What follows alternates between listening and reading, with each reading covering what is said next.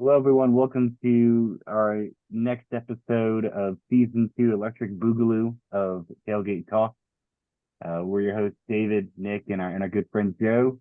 Boys, say hi to the people. Howdy. Sup, people? Clearly, I still have not figured out how to work my video. It's working just about as well as Clemson's offense right now. So we're going to keep trucking along. Um, so with that, we've got a new segment we're gonna do to help us recap the week. It's our biggest disappointments and our biggest, um,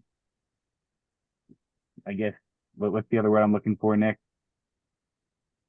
My brain Surprises. just went completely flat there. Yeah, I Surprises. really feel like something's off it. Ooh. Oh man. Oh, who impressed us the most? So yeah, that's the word. Yeah, impressive. That was definitely not on my brain after last night. So with that, Nick, Joe, either of you guys want to get us kicked off with who was your biggest disappointment or who impressed you the most Yeah, I'll this go week? first if that's all right with Nick. Yeah, go ahead. All right, so first, my biggest impressiveness goes to Colorado. And Coach Dion and the leaders and the dogs of that team. Obviously, week one was filled with a lot of action-packed marquee matchups, but really what took the weekend all over the sports world, especially the college football world, was Coach Dion and the Colorado Buffs coming out and beating the national championship runner-up. I feel like I had to bring this one up since I called it as my upset last week. But even then, like watching that game, it was just from beginning to end. It was a game and a half. You got to really see that Louis luggage is for real, and that even if they only get 3 wins this year and they go under their Vegas win total, they are here for as long as Coach Dion is there, and they can be competitive, and they have two of the best players in college football. And that's after week one. I know it's no reaction, but as of after week one, they had two of the best players in college football. So I start off there. There's not really much more to say on that matter, but props to Coach Dion for doing it his way. Louis Luggage is for real. And then my biggest disappointment, um, I don't know. I wanna say a team, but I don't want to upset you boys. Go ahead. I mean, this is nothing against you guys, obviously. I know we have our little rivalry of Notre Dame Clemson here, but Clemson is not even Clemson. I think it's more Dabo. And I think it's more of the coaching staff. They just did not look ready for that game. I felt like they came out flat. There was a lot of missed tackles, especially in the second half. And it kind of looked like at the end they just gave up. And for a national title contender, who I think Clemson was, I said it last week. I was most worried about them on Notre Dame's schedule for a team that Dabo has built up into the dynasty that he has, that has picked off Alabama twice and has recruited the way they have and had the draftees that they've had. They really just did not come out against Duke. And I mean, we could look down the road 6 weeks from now and Duke could be 6-0 and a top 15 team that no one saw coming, but that was not Dabo. That's unacceptable for Dabo. I don't care how good Duke is. You don't lose by 17 or however many they lost by. You're Dabo Sweeney. You're Clemson. You're the Tigers. You gotta bring your A game. You gotta eat your Wheaties in that morning. Like that's just unacceptable to me. And I know it was unacceptable to you guys. So on behalf of you guys, it was unacceptable. They're my biggest disappointment this week. Yeah, I agree. I just it's been tough the last couple hours just thinking about like all the opportunities that were gone or were squandered in it. Thank you for taking them as your biggest disappointment. That way I don't have to talk about them.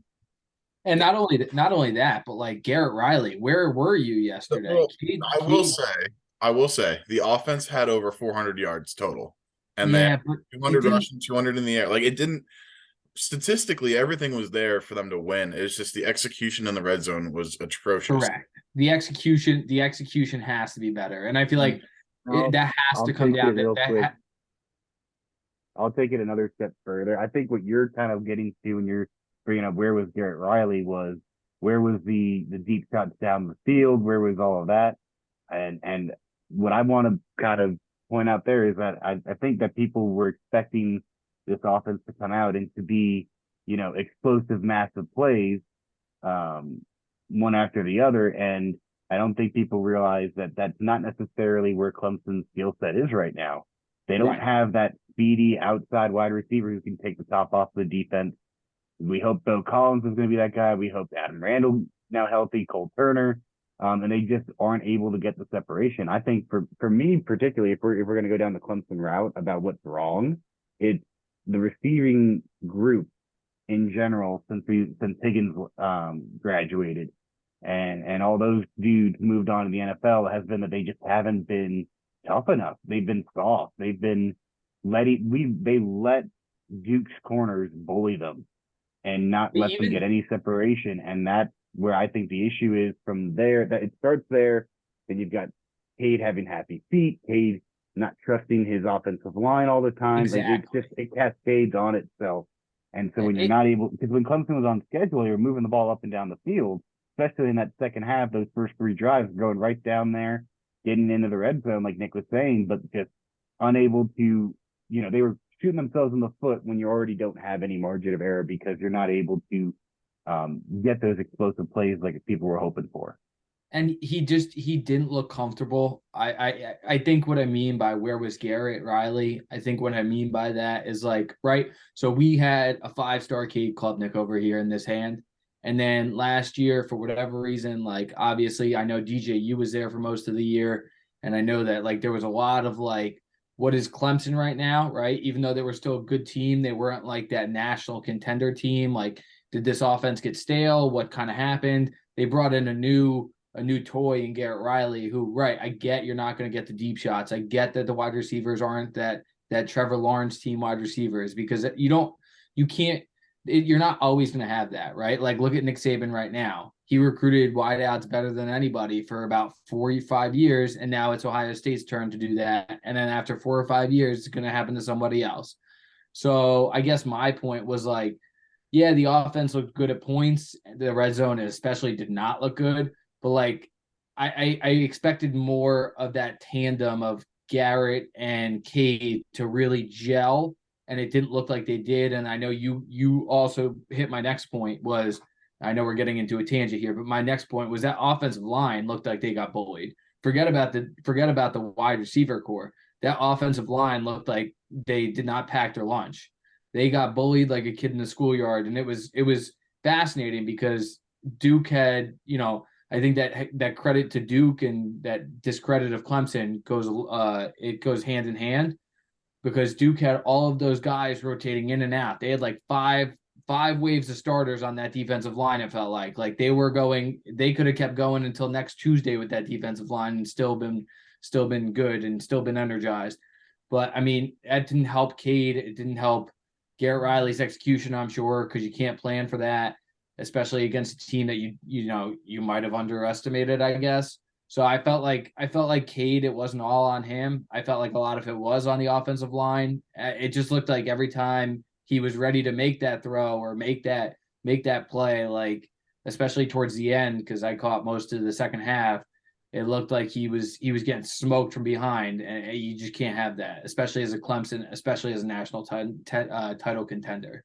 You can't. Like I would say that about Notre Dame too.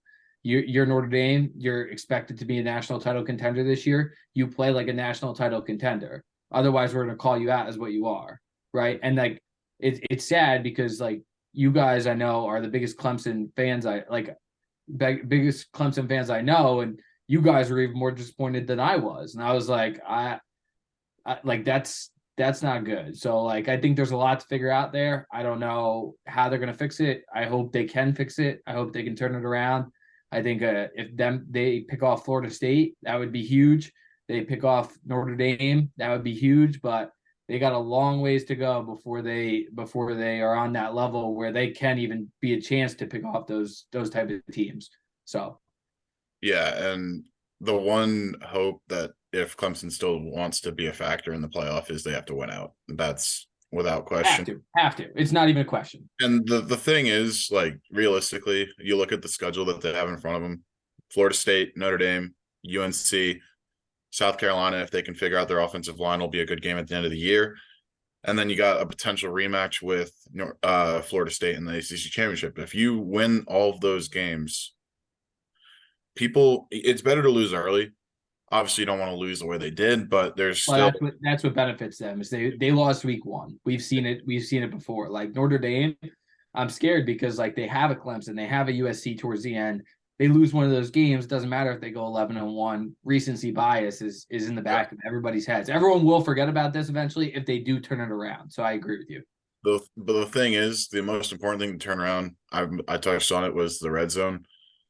I saw a stat that really puts it into perspective. Over the last 2 games against Tennessee and Duke, Clemson has gotten inside the opponent's 40-yard line 16 times. In those 16 drives, they have 20 points total. Yeah, you got to score. That's unacceptable, especially like you said, if you're going to be a national title contender, you got to play like one. Contenders don't leave that many points on board like that. No, like, you can't.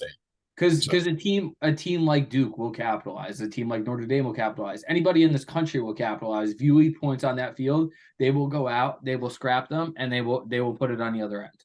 Exactly. That's not technically how football works, but like that in a generality, that's how that works. Yeah. So you said you don't know how they fix it. That's how you fix it. You get better at executing it in the opponent's side of the field. I mean, even last night, they showed in the third quarter, Clemson had 15 plays in Duke territory. All in the third quarter, Duke had 11 plays total, and they lost by 3 scores. If I'm Dabo and Garrett Riley this week, I think we only practice red zone. Like, I don't know if we have a curse jar in here. I don't know if I'm allowed to curse, but like, you only practice effing red zone plays. Like, that is where your Achilles heel is. Go with what you're not good at. Go with where your weakest point is, because that's where the chain breaks, right? We got to hammer that. I don't care if you guys run it until you pass out. Like, you got to do something. This is not the Clemson that we know and love. This is not the Clemson I know and I kind of fear, whether I want to admit it or not. Like, this is not the Clemson that we're used to, and that's where my disappointment comes in. And we're not going to know anything. Sorry, go ahead. So good points there. I think we were hammering this a little bit to death. So with that, Nick, you want to give us your impressive team and you can go a different route for disappointment if you wanted to touch on anything. Yeah, I'll go impressive. Washington, Michael Penix. The ball just looked different flying out of his arm. I watched that game. I think Washington can be legit if they can knock off USC. I really like their offense, and you're going to see that later. But surprise, or I should say disappointment, Ohio State's offense. I picked them in my lock to cover. It's week 1. Don't want to look too much into it. Got to give the new quarterback time to gel with his weapons out there, but I think Kyle McCord has a little bit of growing to do. I don't think he's going to have a problem, but it's something that they got to figure out before they play Michigan and Penn State, because Penn State looked pretty good against West Virginia. So and Notre Dame. I keep forgetting that they play Notre Dame. So you got 3 weeks to figure it out, like, because Notre Dame's humming right now. I know they've played some cupcake schools, but they're humming right now. No, 100%. So I'm not worried too much about Ohio State right now, but that's definitely something to keep an eye on, is their quarterback situation. For me, Florida State was so impressive that second half against LSU. They took LSU out to the woodshed and went to town on them. It was just the amount of dogs that they brought in through the transfer portal, and they can have a whole other conversation about how some teams use the transfer portal to a T and some do not use it at all. But that's a conversation for another day. But Florida State was just so impressive with those guys that they brought in. Taheem Bell, Coleman. Yeah. I mean, all over the field, just guys that are making plays. So to me, they were the most impressive team that I watched this weekend. And then my disappointment is how Michigan handled the Harbaugh thing. I mean, are you kidding me with this tribute? Like, you're treating it like Harbaugh died. With throwing up fours for him and lining up before, and you've got McCarthy with his free Harbaugh shirt on. I mean, it's just the dude broke NCAA violations and got suspended for it.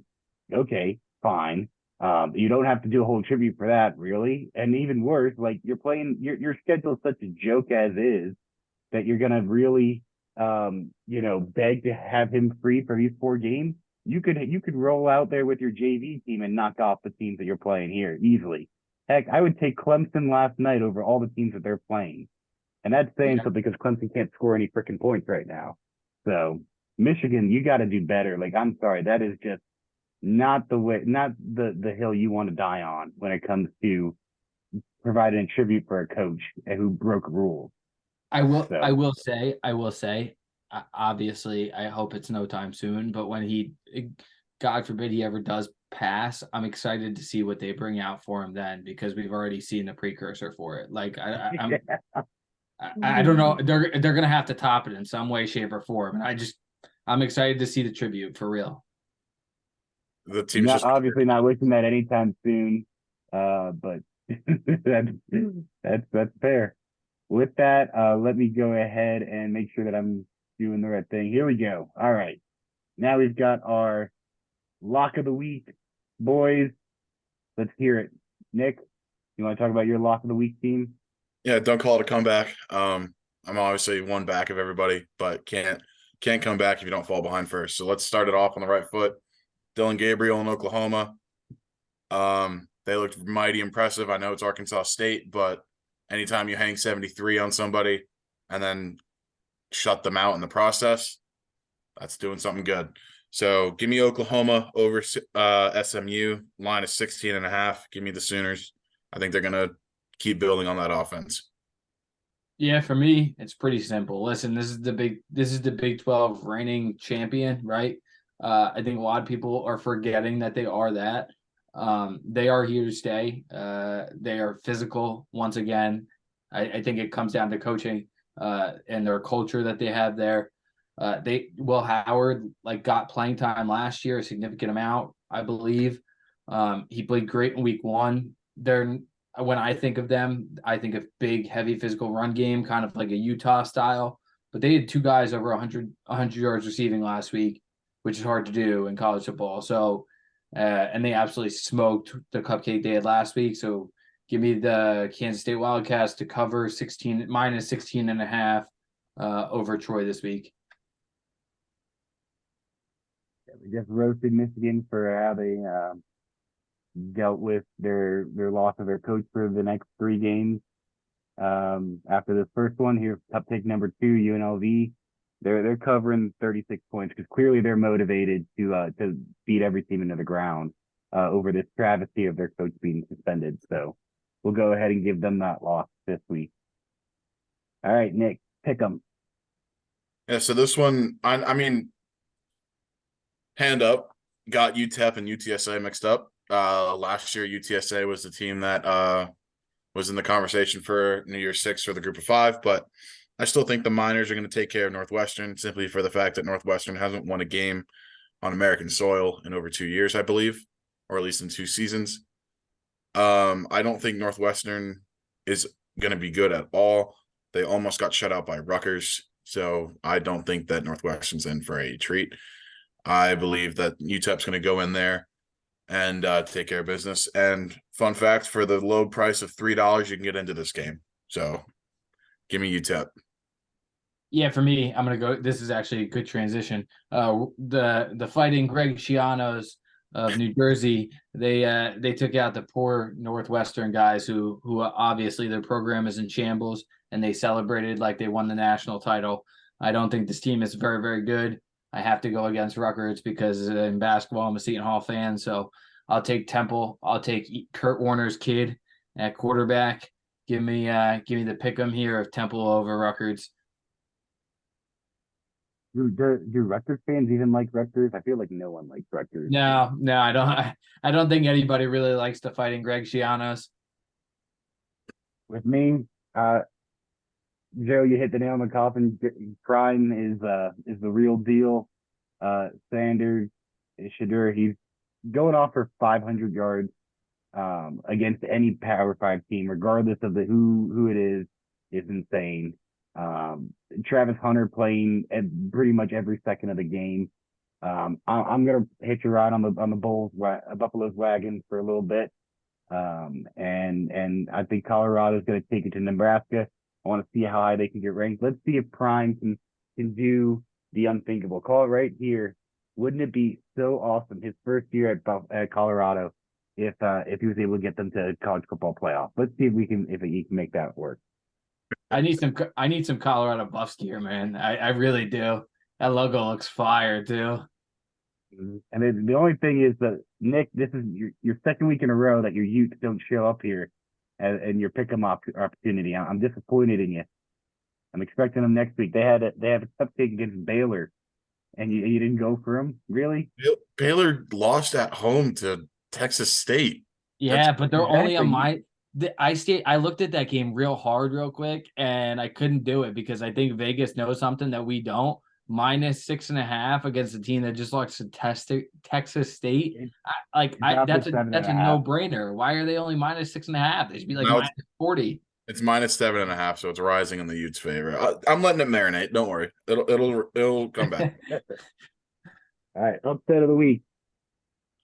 Yeah, I mean, obviously Joe has his head screwed on right here. I just think Texas should have won last year. Part of this is me just hoping that Alabama loses, but I do believe Texas has the team. You know, they always say they're back. Let's prove it. Let's see the Longhorns go into Tuscaloosa and beat them. If Quinn Ewers plays to his potential, I believe that Texas wins this outright by 2 scores. I just call me crazy. Texas, hook 'em. Yeah, it's pretty simple. Should have won last year. Before Quinn Ewers looked like he was putting the Undertaker's tombstone in WWF. That kid was slinging the ball. He's like a fake Morgan Wallen lookalike, but man, he can sling it. He's got the talent on the outside. He's got Xavier Worthy. He's got all those guys in the wide receiver room who are just straight up impressive. I think Sark finally puts it together this year. And besides the fact that every Alabama fan was like last week was parading Jaden Milroe like he was the next coming of Christ. I got to see him in a real game, but until I see him beat me, until he makes me pay for it, I can't in good faith put my trust in him. So give me the Longhorns here. Texas is finally back. They put that old hack Nick Saban into retirement here. Oh God. Oh, dang. That's some fighting words there. Be careful. The last person who went up against Nick Saban was David Pollock, and he got fired shortly after that. I don't know if you want to make that pick. Well, good thing I know the boss is here on this podcast. Yep, for me, I'm gonna hitch my ride here with the Green Wave, Tulane, great uniforms, and I got a feeling. I don't know. I don't have a whole lot of reason here. I needed to make a pick, and I'm liking Tulane over Ole Miss this week. People called me crazy for Over. picking Tulane in the bowl game last year. No, never forget. All right, Nick, give us your over under now. That's my over under. I mentioned it a little earlier. Michael Penix. Oh, that guy. It was just the ball looks different coming out of his arm. I He does believe. look good. What was that? He does look good. The over under 64.5. Utah scored 56 last week. Or I'm sorry, I'm thinking about my Utes. Washington scored 56 last week. I think they could hit it on their own. Tulsa, their quarterback threw for 3 touchdowns in their game as well. Whenever I think Tulsa, I think offense for whatever reason. So give me the points here. Give me the over. I'm not going to sweat this one out. I think it'll be hit in the third quarter. Yeah, for me, it's pretty simple. I think this is the matchup that we were supposed to get last year, I should say. Texas A&M looks like a true contender in the West. A team with a great offense now that Jimbo finally gave up his ego and his play calling. I think the U, obviously they're not back, but I think they're much better than they were, much improved than they were last year. The over I think I got it at 49 flat. And I think that's a low under over. Give me the over here. I think these offenses just go back and forth like a Colorado TCU last week. Yeah, Georgia, Ball State, they are at the line 52.5 points. I think that Georgia might hit that on their own.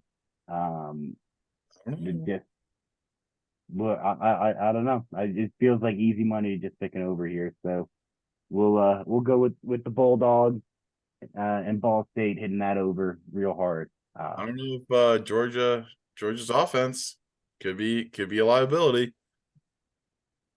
Because you know that they're giving up like 0 points to Ball State, so they're gonna have to hit it on their own. Yeah, they definitely So are. I'm gonna need 8 touchdowns out of Georgia, and I feel good with that. I'm okay. I'll sign up for that. Give it to me. You should probably tweet at Carson Beck, tell him to pack his lunchbox, eat his Wheaties on Saturday. If I'm telling anyone to pack his lunchbox and his Wheaties, I'm talking to the Clemson offensive line. That's fair. All right, guys. Well, I think that's all we got for this week. Um, Tune in next week and see if Nick and I are crying again or not. Hopefully not. But as always, go Tigers. If we're crying after Charleston Southern, something seriously went wrong. Dabo might be fired. You guys might be having a tribute of your own down in I'll put it this way. in South Carolina. I'm going to put it this way. If Clemson loses, I quit this podcast. I'm never coming on again.